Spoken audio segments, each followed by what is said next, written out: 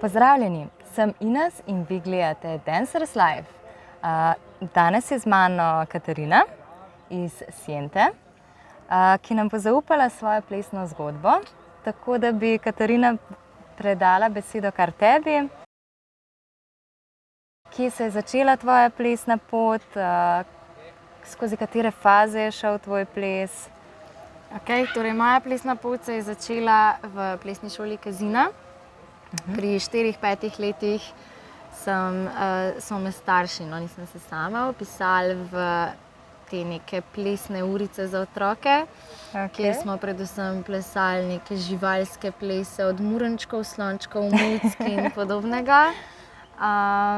In mislim, da se je tam zares rodila moja plesna ljubezen, recimo. Potem sem nadaljevala z jazz baletom, nekaj časa kot krožek na osnovni šoli in potem tudi v plesni šoli Kazina. Pri 9 letih sem se zaljubila v hip-hop, takrat je to pri nas postalo kar naenkrat ful popularno in se mi je zdelo cool, da grem še jaz hip-hop plesati. In je ta ljubezen trajala ene 10 let, mislim, traja še vedno, ampak 10 let sem potem aktivno plesala hip-hop, tudi tekmovala. Vmes sem spoznala še sodobni ples, ker se mi nekako zdi, če si malo bolj odprt, se kar nekako pridejo do tebe različne plesne zvrsti. In pri 15 letih sem slučajno pristala na salsa festivalu v Ljubljani. Takrat je bil v zdajšnjem Austria Trend hotelu.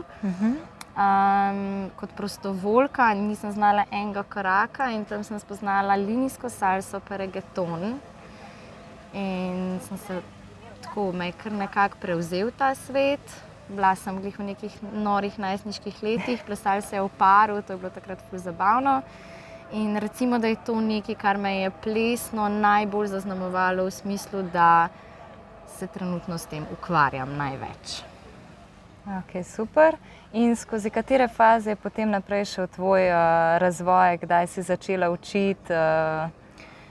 Pri 15, ko sem salso spoznala, sem spoznala Andrew Stewart, ki se je nekako odločila, da bo moja mentorica in me je 2 leti gnala v pozitivnem smislu sicer. Ampak smo kar veliko takrat trenirali, predvsem za nastope in ona je takrat poučevala v plesni šoli Salsateka. In sem v bistvu najprej njej asistirala. Potem se je pa ona vrnila v London, se pravi, takrat sem bila 17-18 stara, kaj tacga, in smo v bistvu v Salsateki nadaljevali s tem, da sem bila najprej asistentka in potem počasi imela predvsem s Tomažem Bausom svoje tečaje. In to je bila še kar predvsem linijska salsa pa neki bačate. Vmes sem spoznala še kubansko salso, ki me tudi seveda nek poseben čar, energijo in življenje in me je še to prevzel. Tako da sem potem jaz pa številke nismo dobre, ampak recimo, da ene 3-24 začela še kubansko salso poučevati. Tako da in vmes se je pa, ko sem se že linijsko salso učila, je tudi reggaeton takrat Andreja v bistvu nekako na pol pripeljala v Slovenijo. In je bilo to ena taka zame ful dobra fuzija latino pa hip-hop sveta in mi je bilo to ful blizu. Tako da sem ga ful veliko plesala, poučevati sem ga pa tudi po moje pa ene 23 začela. Kako pa tvoja plesna rutina izgleda danes?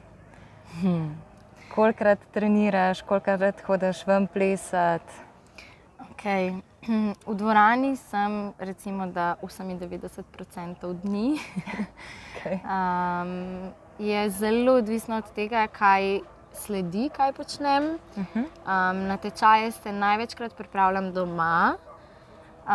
Žal zaenkrat sanje so, da bo to skozi v plesni dvorani, ampak trenutno je to povezano s stroški, ki so zaenkrat preveliki. Tako da priprave na tečaje potekajo doma, v sobi, kjer dam rolete dol in je to moje ogledalo veliko. Tako da to. Je pa odvisno, če pa imam kakšen nastop, pa moram iti v dvorano, da se res dobro pripravim, da osvojim prostor in tako. Da je pravo ogledalo, ne okno. Da ni okno, ja. Največ časa pa mislim, da zapravim za priprave na programe, ki niso recimo neki redni programi. Sem se zdaj lansko leto odločila neko svojo pot in je program, ki se imenuje Fem Spirit.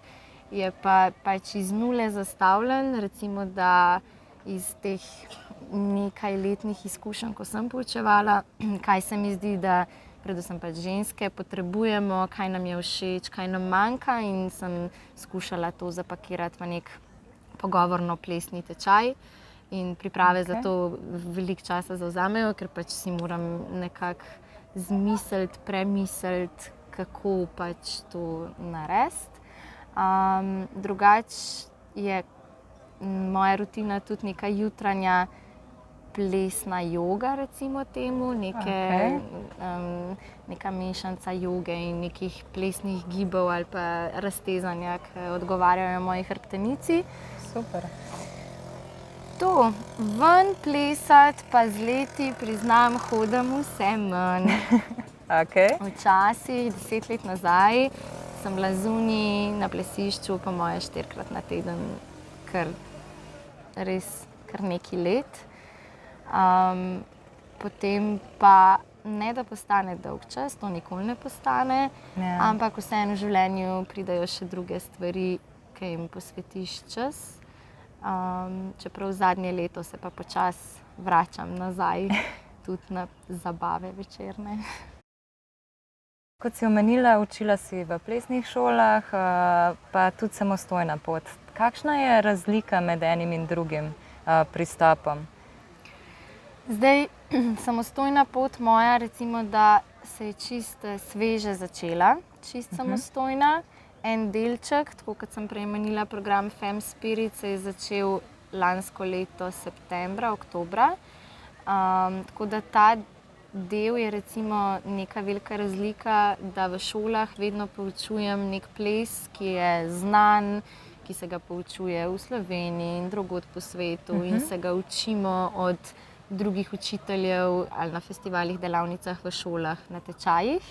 In potem to znanje nekako po svoje preobrazimo in ga dajemo naprej.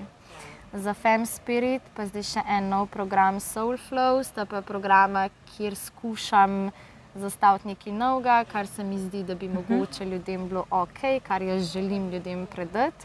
In je že to drugače, tako kot sem prej rekla, malo več priprav, malo več razmišljanja in pri meni vedno povezano z življenjem, da ni ples nekaj, kar se dogaja samo v telesu fizično, ampak tudi na malo več ravneh.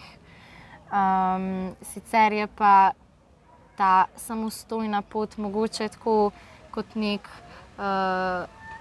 razveza v partnerski zvezi, ker na začetku rabiš malo časa zase, da se umiriš, predihaš in potem lahko greš svojo pot.